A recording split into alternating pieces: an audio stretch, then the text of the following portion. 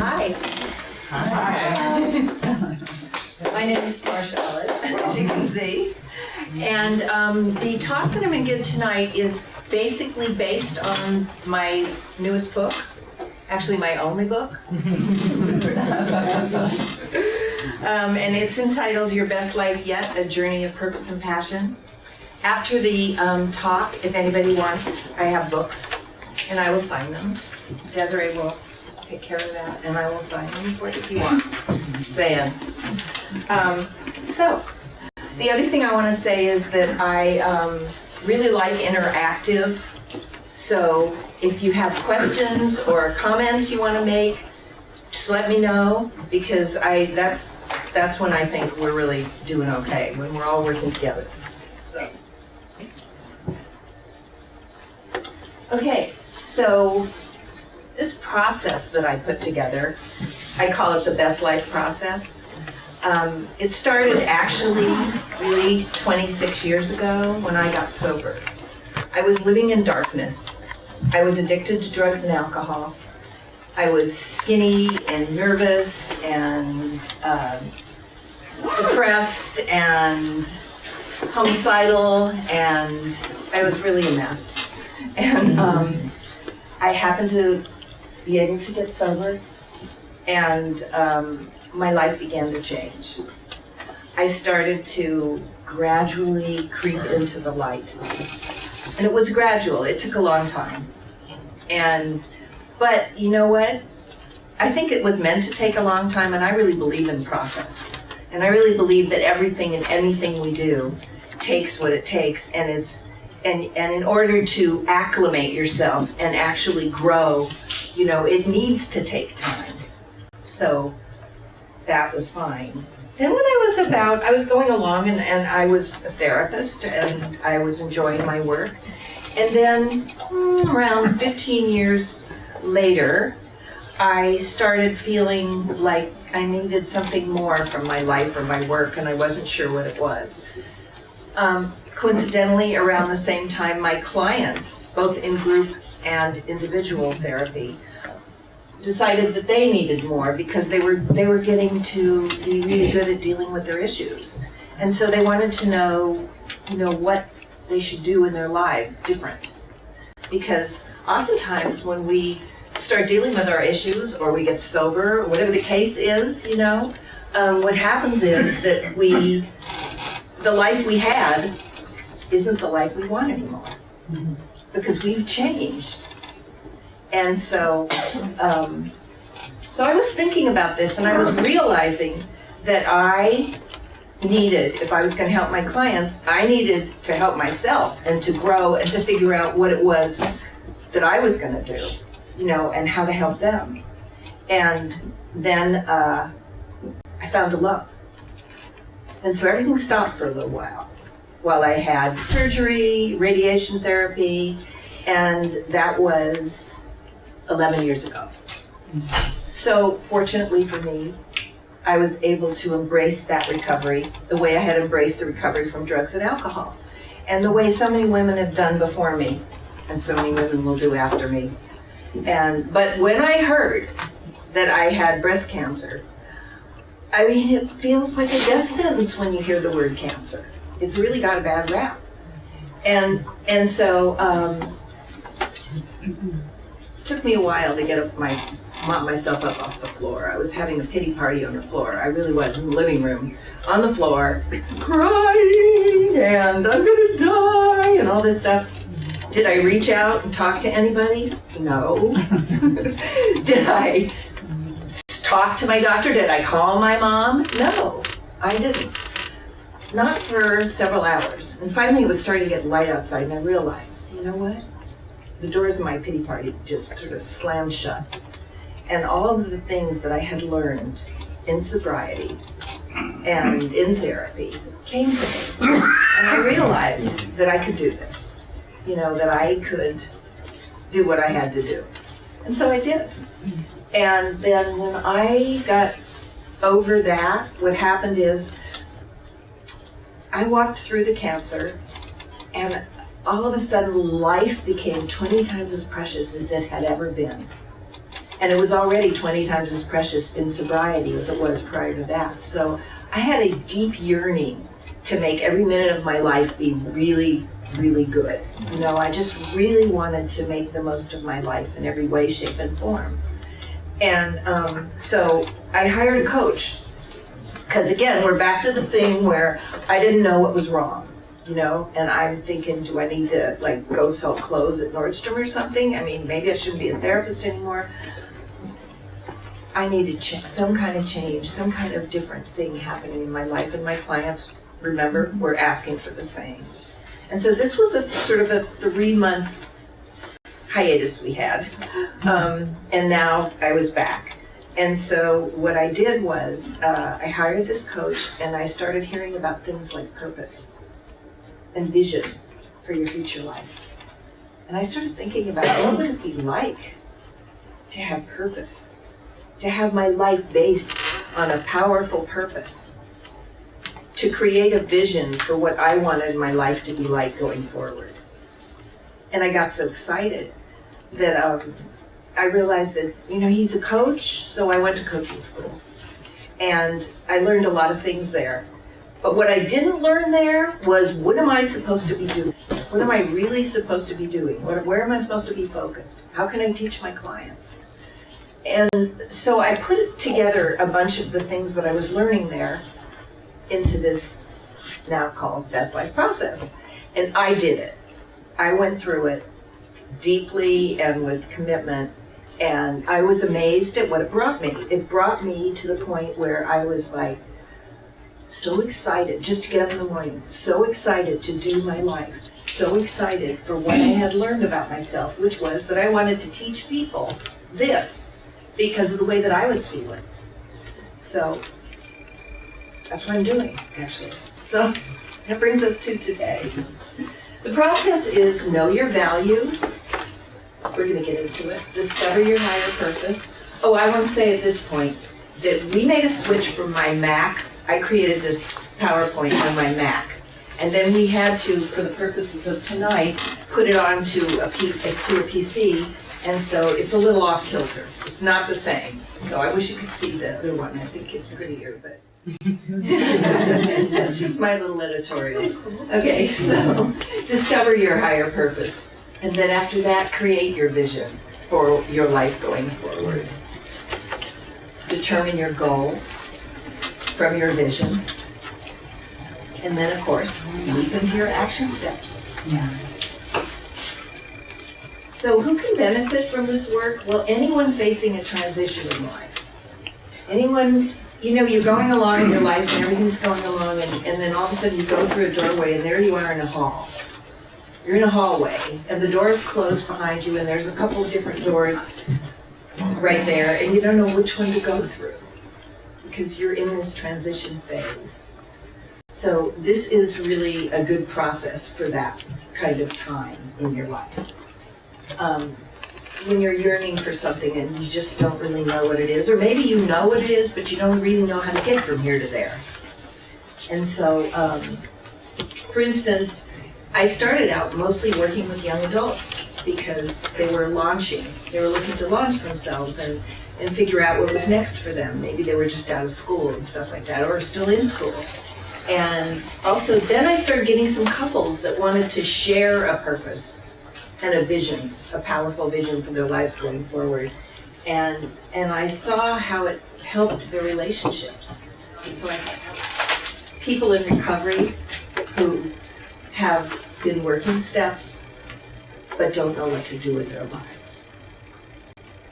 Empty nesters, that's so obvious. And evolving purpose seekers and more. Evolving purpose seekers, people that had a purpose, but then now they like are grown, moved, changed, evolved, and they need a different purpose. So my suggestion, because I know that every time we stretch and every time we face the change, we get scared. That's human. That's what we do. And it's important because we have to deal with this fear. I mean, the fear is there. It's not going away unless we deal with it. Make it our friend. Embrace the fear. Because fear is rooted in the past or about the future, about what could happen that we don't even know, and we make up stories. You know how your head does? Well, that is the reason why we need to stay in the present. But we have these masks of fear. I call them masks of fear, you know? Somebody who's, you know, that person who's really critical of everything he doesn't understand or she doesn't understand, or of everyone. Well, that person's just scared. Not just scared, that person's scared. And anger is another mask of fear. Underneath the anger is usually fear. Probably always, actually. And I used to think I was lazy. And then I used to think I was fickle or adventurous. But actually, these things were really masking my fear. I was too afraid to stand still. I was too afraid to get up and do something because if I couldn't be perfect, that I didn't want to go forward. So these kinds of things we have to deal with if we're going to make changes in our lives, because fear will come up. My favorite quote in all time is this: when you come to the edge of all the light you know, and you're about to step into the darkness of the unknown, faith is knowing that one of two things will happen. So how do we walk through fear? Talk to a trusted and supportive friend. Focus on the present, as I said. Ways to focus on the present: prayer, breathing. If you just slow down your breathing, even just for a few minutes, just breathe deeply and slowly. You'll be surprised at how that anxiety will go away. Meditation. Journaling is a great one. We are so brilliant when we write without thinking. Just write about, you know, what are you afraid of? What are you yearning for? And then gratitude. When I'm having a bad day, the first thing I do is write a gratitude list. And then fear is good news. Why is it good news? Can anybody think of why it's good news? Right, it's telling you something needs to change, and it's telling you that you can learn from this. So it's amazing. It's really good. Painful, but good. So spirituality is another way of dealing with fear, and just dealing with what's in front of you. What is spirituality? Well, the definition that I found, Merriam-Webster's definition, one of them, is the principle of conscious life. The vital principle in humans animating the body or mediating between the body and the soul. I thought that was fairly lofty, so I Googled definition of spirituality. And guess how many hits I got? 4,020,000. So I thought, this means that we better figure out what we're talking about here when we're talking about spirituality together. So one thing I know is it's deeply personal. With 4,020,000 hits, means there's a lot of different thoughts about it. And it's also transformational. You know, spirituality transforms people. It does. I call it walking around spirituality, the kind that we're dealing with. It's your relationship between yourself, other people, and whatever higher power you have going on. It can be anything. So, spirituality helps to deal with fear. Because really it takes you out of yourself, you know? It takes you to, I could say a loftier plane, but I don't even know if that's true. I think it's just more about connectivity with the world and with others than it is worrying about yourself. And I think that when I'm scared, I'm in myself. You know, and I'm focused on myself. So I need to get out of myself. Before you do the 5-step process, it's a really good idea to be in good physical, mental, and spiritual shape. So think about what, you know, like when do you want to work on this stuff? What time of day are you the most energetic? I'm the most energetic in the morning. By evening, I'm just a little bit more tired and a little less motivated to start and to move forward. But so for me, when I was working on this 5-step process, I would get up early in the morning and do the work and then go on with my day. And of course, a program of exercise, good nutrition, and sleep, we all know, is excellent for any kind of thing that you want to do going forward. It's important to stay connected to people, stay connected to others. Because we are by ourselves sometimes our worst enemies. Our heads can go crazy, yeah. And our hearts really are much better at this sort of thing than our heads. And others, I mean, just think about it. Think about if you have a good feeling about your fellow travelers on this planet, about each other in this room. How much better does that feel than feeling at odds with others or alone and lonely? And so staying connected and making an effort to interface with other people is really healthy. And then, of course, again, prayer and meditation. I say that a lot. And being of service to other people. Being of service to other people gets you out of yourself. And also makes you feel good about yourself. It's good to do things for other people. They like it, and it makes you feel good about yourself. Mm-hmm. So the tools for this journey, ongoing, are journaling, which I've already a little bit talked about. Meditation. In the book, I have 4 different kinds of meditation that I talk about and tell you how to do it. How to, just the basic actual techniques. Because meditation is not just trying to make the world go away. Meditation is a task. You know, it's either your breath, or it's a mantra, or it's a CD that you're listening to. So I tried all, I mean, the kind of meditation that I do is transcendental meditation, so I use a mantra. But when I was writing the book, I tried all the different kinds of meditations that I was writing about, and pretty much they all gave me the same results, which were amazing. Helped me to focus, helped me to calm down, because I'm the kind of person that, especially when I was writing my book, I would like have something to write about and I wouldn't be able to think of it right away, and I'd be like, oh no, I'll never do it. I mean, really. And I can get pretty hysterical if I think that I'm overwhelmed. And when I meditate, it brings things back into perspective. And then we have affirmations. Do y'all know what affirmations are? Affirmations are statements in the present about things that you want to achieve. So, I had to come here tonight. My affirmation for today was, I have a lot of confidence when I speak in front of people. I enjoy speaking in front of people. I have a good time. And I actually am having a good time. I don't know if it's because of the affirmation, but sure, it feels like it, maybe. And you guys are good, so I'm happy. Never put affirmations in the past or the future, because the message that we get in our unconscious puts us on hold. If we're doing something about the past or we're doing something about the future, it needs to be something in the present. And intentions. Sometimes they're just that. You know, what you intend to do. I had a client who was just starting to become a marathon runner. And she came to me and she said, okay, so I'm running my first marathon tomorrow, and I want to finish in less than 6 hours. So we sat down.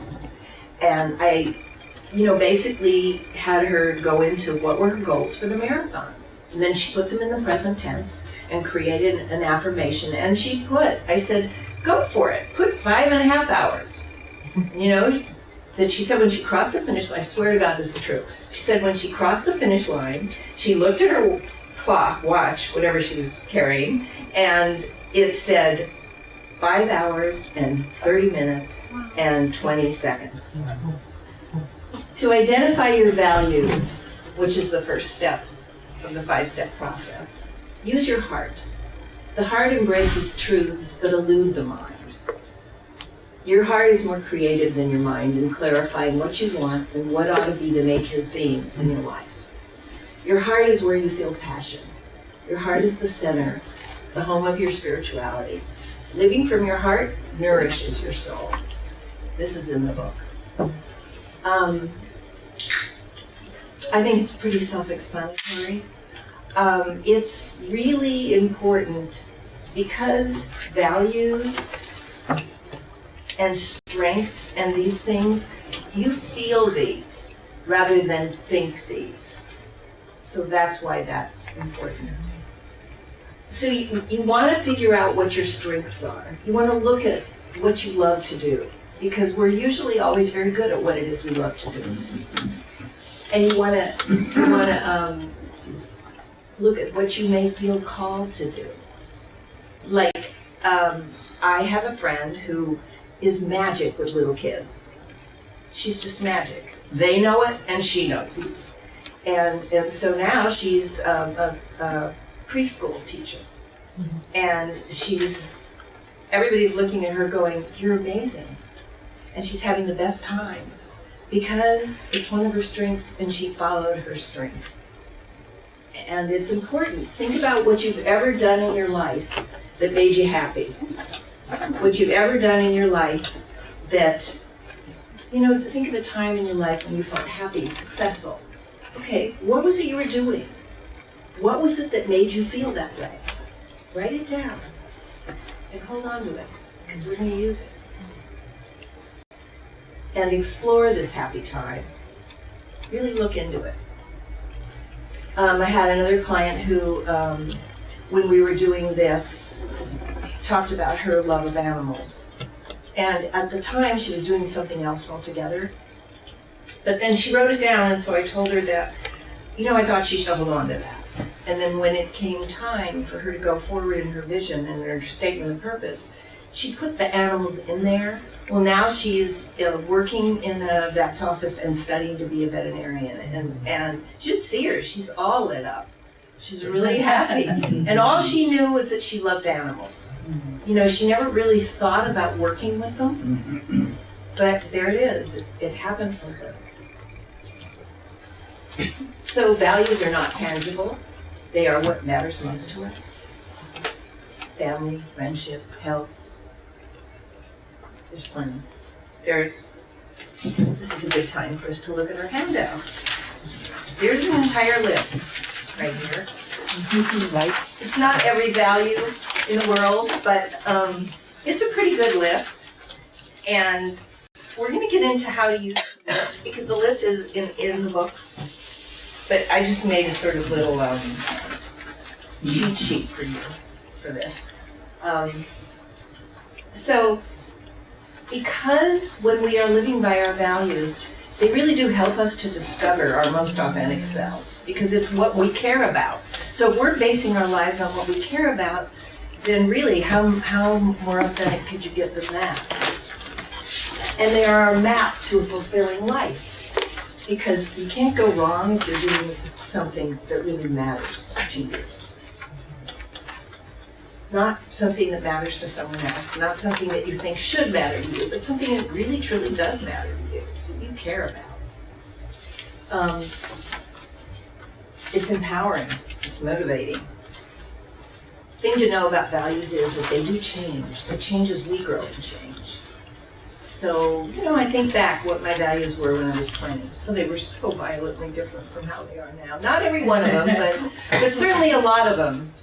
And so it's always good to keep yourself current with yourself. How to create your list of values. Your journal.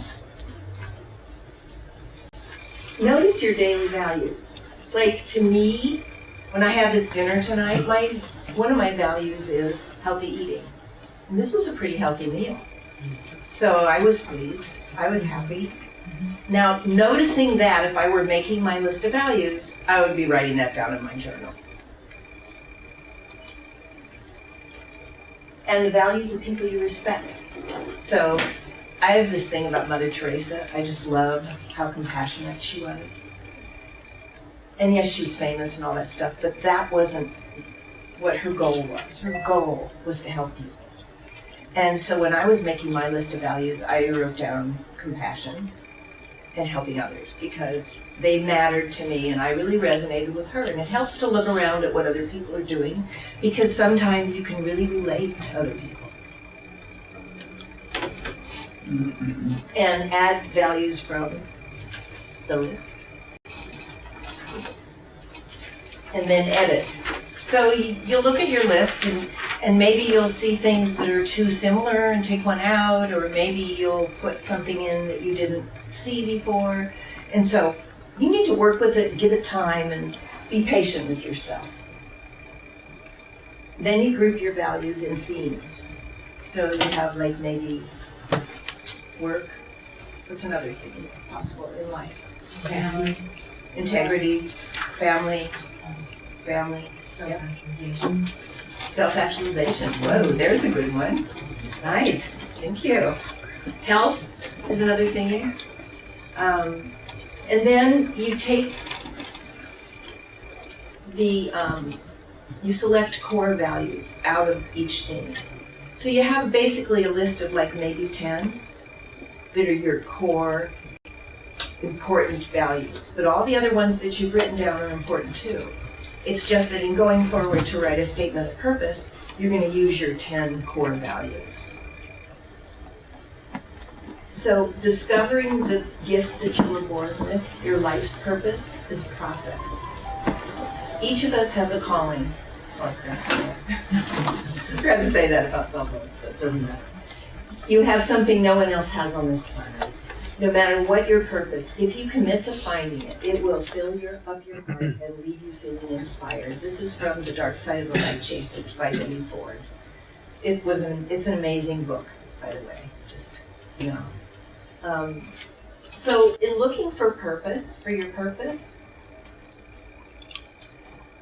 the reason that I started thinking about this is, you know, how many of you have ever said the following? Isn't there more to life than this? Or what's it all about? Alfie, you know, what's it all about? What's life about? What am I supposed to be doing? These things are important questions. Really, they're the questions that the universe asks of us. And we probably need to answer them for ourselves in order to find our best life yet. So a purpose is a calling. It's a big picture. It's a context for your goals. You know, I have this little pet peeve. I think that the reason that we don't keep going with our New Year's resolutions is because they're just kind of like plucked out of the air. But if they were a part of a bigger picture that we had for ourselves, a statement of purpose, you know, something that really was like us.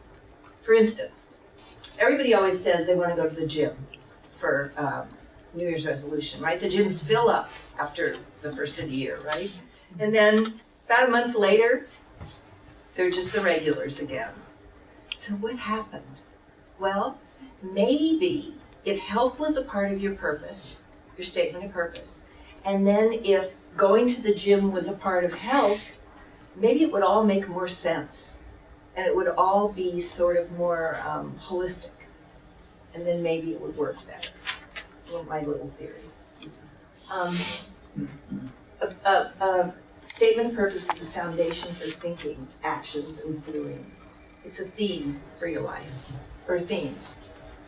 And it helps create meaning. It helps create meaning. And it feels really good when you write a statement of purpose and then you look at it. And you're going to have some examples coming up, but it really feels good. I mean, you feel like, whoa, I'm excited. How to create your statement of purpose. How would you like to be remembered? Think about that. That sets you going. Your physical, mental, spiritual, and emotional self. Don't leave out any of you. Bring all of you to the table. Look at your list of values. Look at your list of your strengths and your gifts. And then begin writing. My purpose for the next chapter of my life is, and play with it. And there's some people in here that have actually written a statement of purpose. Remember? You wrote one? And it was really fun. It was not that hard either. Use as many of your values. And so this makes it easy because really you have your list of values, you have your list of strengths, you have your list of gifts, and you're just going to put it all together in a statement of purpose. Here's an example. So here are the values that this statement of purpose is based on. Travel, service, balance, peace of mind, love, focus on giving, teaching, joy, integrity, and authenticity. Thomas came to me, he was 68 years old, he had retired 2 years previous, and he was really depressed. He had malaise like you wouldn't believe. I mean, he just, he said, how much tennis can a person play? He said he was shocked that he found that his job had given him a social life as well as a work life, and that now he felt bereft, he felt lonely, he didn't know what he was doing. And you hear about these stories. And so we started to work together, and Thomas was a brainiac, and he wasn't used to leading with his heart. And so I taught him to meditate, and meditation, he just fell in love with meditation. He said it was the best part of his day, it was the best part of his life. I mean, he just got this like whole meditation thing. And so here's the statement of purpose that he finally wrote. I have begun to dream about two things, travel and helping others. They have become my passions. Now that I meditate, my purpose is to further study meditation, use it to help others across the globe, and teach it everywhere that I can. I will be helpful to anyone who needs me and behave with love and service towards my family and my community. I will learn the customs of the people I serve. I will lighten up, enjoying every moment of my life in the company of others. Integrity, authenticity, and balance will be my watchwords. As I go forward, I will search for ways to give rather than worrying about receiving. So Thomas now is in, I forget, it's either Africa or Asia, teaching meditation. And this woman joined him from the meditation center where he's now teaching, and they fell in love, and they got married, and they're teaching meditation, and they're living wherever they're living over there. And it's like a second big chance of life, and I think it's just really exciting. I'm so happy for him. It made me cry when I read his email. It made me cry. But then I'm a list. Here's the values that Avi's statement of purpose is written on. Dedicated teacher, honoring my gifts, community, family, love, generosity, friends, creativity, helping young people, and home. Now, Avi came to me because he was an artist, and he couldn't make a living as an artist. He had this view of how it should go, and it wasn't going that way. So he had to get a day job. So good for him, he went and got a teaching credential and started teaching kids. But he felt frustrated because he didn't know if his art was ever going to be a part of his life. And so we started working on it, and what he ended up finding out for himself was that he had too narrow a view of how his art should go.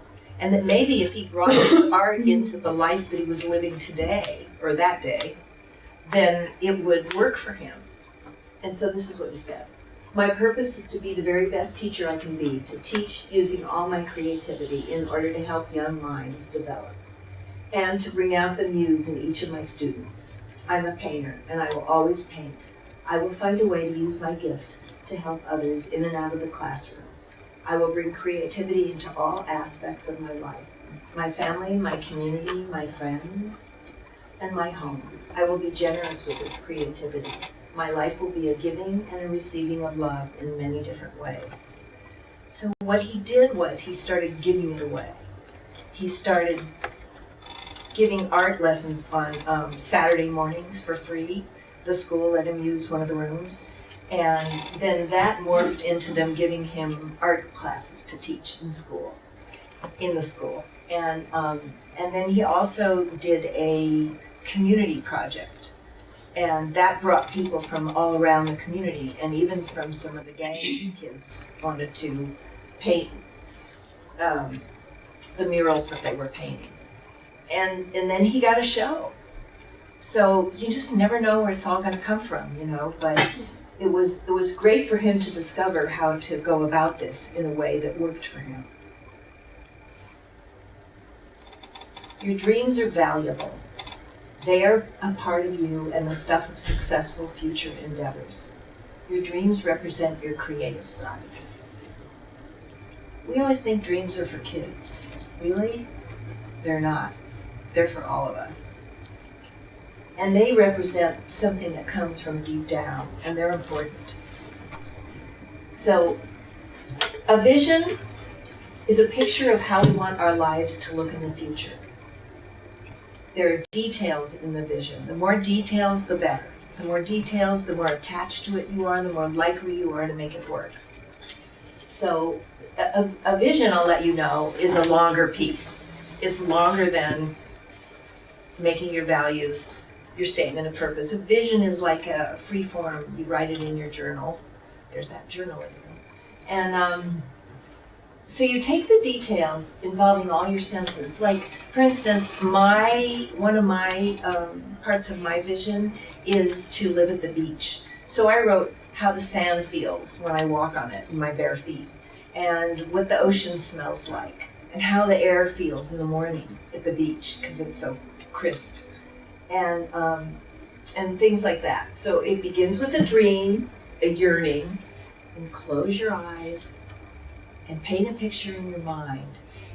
The picture represents the feelings that you have in your heart. And then you take these feelings and this picture and convert it into words and write it down. And really, all you'd have to do is describe what you're seeing and what you're yearning for. And it takes a bit of time, but it comes from your statement of purpose. It comes from your values.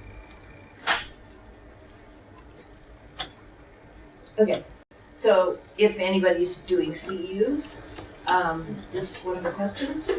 Benefits of the process. It helps to identify direction and motivation. It helps to emerge from limited thinking. It helps improve clarity of focus. It expands your self-knowledge as you get to know your values and your purpose and your vision and your dreams. All of this helps to create a bigger picture for yourself, of yourself, and to have an intimacy with your authentic self. To really start to care about yourself and that person. And all this will lead you to a more passionate life. Okay, so how do you create your list of goals? Okay, so you have this vision of what you want your life to look like. So everything that you put in your vision is really goals. So beach house, a goal. You know, one of my clients wanted to, Thomas, teach meditation. So there's a goal. So what you do is you take and you highlight all the goals that are in your vision, and then you write one goal on each piece of paper that you have, a tablet of paper, and then you put them in a pile, the most important ones on top. You may look at it at the end of the time that you're doing it and go, well, I'm not sure I really feel so hot about this goal after all anyway, so then you put it on the bottom. That's an iffy goal. You put that one on the bottom. And you prioritize your goals in short, mid-range, and long-term. Because this is going to help you figure out what you want to do action step-wise. And then you get to create a vision board, which is so much fun. And I have them here. It's a collage, and it's a really fun process. You get a whole lot of magazines, you get a poster board and some glue and scissors. And first step is you go through all the magazines and you cut out everything that speaks to you. Don't worry about if it's in your vision or not in your vision. Don't worry about if you've ever thought of it before, because maybe this is new information for you. And then you have a stack of all these cutouts, and then start pasting. Or if you want to be more careful about it, you can line them up and not paste them, and then paste them later. But this is not mine, but this is one of my clients, but she and I made ours together because I made another one with her, and it took us 2 days and it was lots of fun. And we glued right away because we just pasted right away, because you can always paste over it if you want to change it or add. So they're really a lot of fun to do. And then you keep it in your house somewhere and you get to look at it and you get to remember. And it gets to feel motivating and exciting because it's a pictorial representation of your vision. So create your action plan, last step. Review your goals for priorities and timelines. Select 1, 2, or 3. This is all very personal. How many you're going to do at one time. Goals to work on it first. Then write down the very first small step to reaching the first goal. I mean, the smallest step you can think of. So, sometimes people will write down, be the best teacher in the school, or win Teacher of the Year award, let's say. So then, if you're not a teacher yet, you have to back up and write down, Google schools where I can learn to teach, teaching credentials.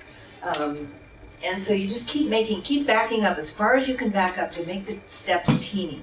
Because really, truly, that's when we shoot ourselves in the foot, when we make our action steps too big. And then we don't get them done. And then we feel frustrated. And then we give up. And it's not right. So we need to keep it small, keep it simple. And then how many steps you're going to take to get to your goal really depends. It depends on you. It depends on how busy you are. It depends on what your goal is. And you will find out as you go. This is one of those learn by trial and error kind of things. There is no way that anyone can really tell you how many steps it's going to take to get to any goal, But as you go, you're going to start to see, oh, I forgot to do that, so you go back. Or, oh, I didn't put that one in, or I wrote down too much, or whatever it is. Okay, tips for your action plan. You want to recite affirmations 3 times a day. You really want to keep yourself motivated on this one. Simplify your steps into baby steps, as we said. Focus only on doing the action steps. So when you're doing it, nothing else matters. You need to just be completely be obsessed. Give yourself to it. That's what I had to do when I was writing the book. Keep yourself motivated. It's really important. This guy isn't very motivated right now. He's resting. So he probably needs to think about why he's doing this. Why is it important to him to go on this walk? And accept feeling uncomfortable, because it only means you're growing. And really, we're not going to die of discomfort. I mean, sometimes it feels like it, but it's probably not true, because we're all still here. And we've all been uncomfortable. Here's my information if you want to get a copy of this presentation. I'm going to have to turn on the light. Sorry. Okay. Once you've reached the point in your journey at which you're beginning to realize your vision, remember that it might be time to look forward again and see what comes next. Without purpose, how can you know what drives you forward? If you are motivated by your purpose, your mission, you will have a new clarity and self-assurance inspired by what means the most to you. Your life is a delicate balance between purpose and behaviors. Transformation is full of surprises, little surprises, big surprises, and everything between the spaces surprises. If you are willing to follow your heart, you will be called to reach out, to give, and to receive, and to turn into your truest self. There is no end to the possibilities and the power of the universe once you have set upon your path. It's beyond imagination. Enjoy your gifts, share them with the world, and be sure to find gratitude for every day of your life. Thank you.